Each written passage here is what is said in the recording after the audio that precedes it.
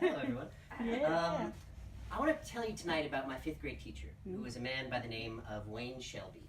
And I don't remember a lot about Wayne Shelby. I remember that he had a blonde mullet, that he used to wear bow ties all the time. And as a kid who was ahead of his time fashion-wise, I used to wear bow ties all the time too. And in fact, my fifth grade picture from that year is me in a bolo tie with a cast on my arm, sitting backwards in a chair.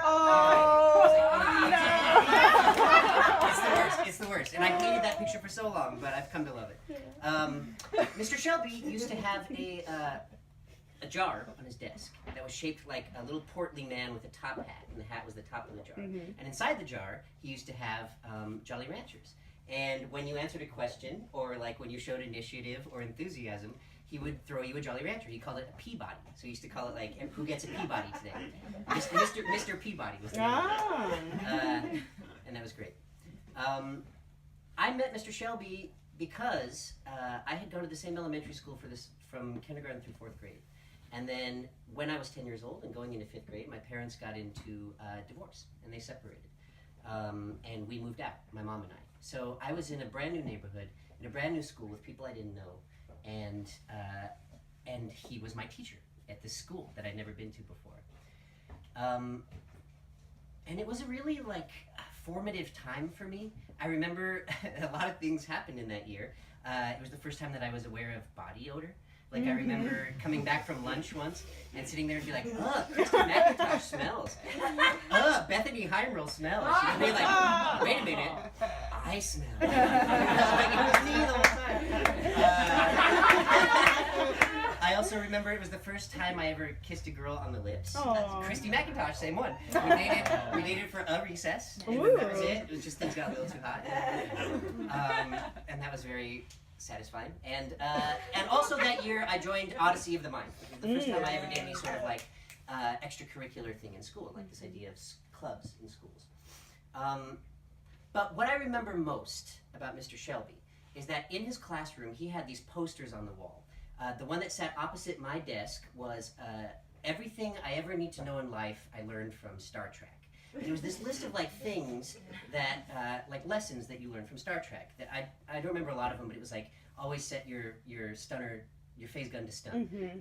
Humans are illogical creatures. He also had everything I need to know in life I learned from Star Wars, everything I need to know in life I learned from The Wizard of Oz, and everything I need to know in life I learned as a kindergartner. And all of these posters, you can Google them, you can see it's just this list of teachable things that you learn from that. Little did I know that those posters would have an effect on me as a teaching artist later in life. Here in New York, I find that a lot of times I'm suiting my lesson plan to the student, the teacher, the class, the school, right? So they're like, oh, we're doing a lesson on the Greeks. Can you come in and teach a drama class based on that? Or a writing class based on that, right? So you try to find a way into these subjects. And those posters were a great way into these ideas, these movies, these pop culture things. So I wanted to read a poem that I wrote in honor of Mr. Shelby and in honor of those kind of posters. And as a teaching artist, it was a fascinating exercise to do, to think about all the things that I've learned and the things that I've loved. Everything I need to know in life, I learned from Wayne Shelby. Sweets are a great incentive. Maybe not appropriate for a school setting, but a great incentive nonetheless.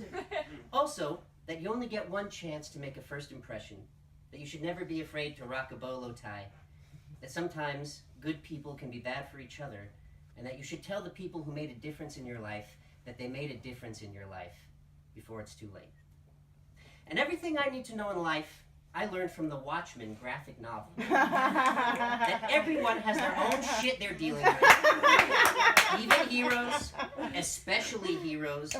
That one should stick to their convictions no matter the cost, and that it took the form of a genetically engineered alien nightmare squid landing in the heart of New York City, killing half the population with its psychic brainwave and exploding tentacles. It took that for the human race to finally realize the futility of war and the triviality of conflict. It took a common enemy to bring us together. And it seems like it always takes a common enemy to bring us together. It makes me wonder what it will take to bring all of us together.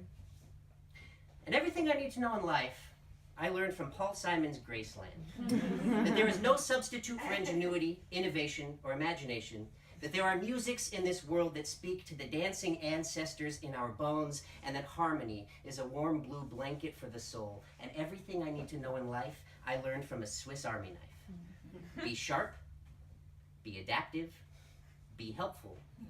Don't ever lose your tweezers. And everything I need to know in life, I learned from Carl Sagan. That the same stuff that makes up the stars and the sun and the sea, that same stuff makes up you and me. And that the world is alive, and that we are alive, and what a thing it is to be alive on this pale blue dot, this spherical rock orbiting our local star, that the sun is a star. So whenever you go sunbathing, remember, you are actually star bathing. And everything I need to know in life, I learned from the Lisa's a Vegetarian episode of The Simpsons. That great comedy is equal parts magic and mathematics. That even a cartoon can have the ability to change the way you think, and that you don't win friends with salad. And everything I need to know in life, I learned from the Hobbit trilogy. Like, there is such a thing as too much of a good thing, and just because you can doesn't mean you should, and that Ian McKellen is a goddamn national treasure. And everything I need to know in life, I learned from the Lord of the Rings trilogy. Like, the attention to detail is the mark of a master. That when you love the thing you are working on, that love is infectious. So as often as you can, love the thing that you are working on, and Ian McKellen is a goddamn national treasure. Everything I need to know in life, I learned from Crayola. The more colors there are, the better. And sea green is beautiful. And everything I need to know in life, I learned from a lighthouse. That sometimes even the darkness needs to know how to find its way home. That loneliness can feel like drowning if you let it, so don't you let it. And sea green is beautiful. And everything I need to know in life, I learned from the conservation of energy. That nothing truly ends, it only changes. And everything I need to know in life, I learned from Super Mario Brothers 1 for the NES. You can't go back. Sometimes the princess is in another castle. And being a plumber is a more noble profession than television or improv would lead you to believe. And everything I need to know in life, I learned from improv. Listen, say yes, make your partner look good, and play to the top of your intelligence. And everything I need to know in life, I learned from being married.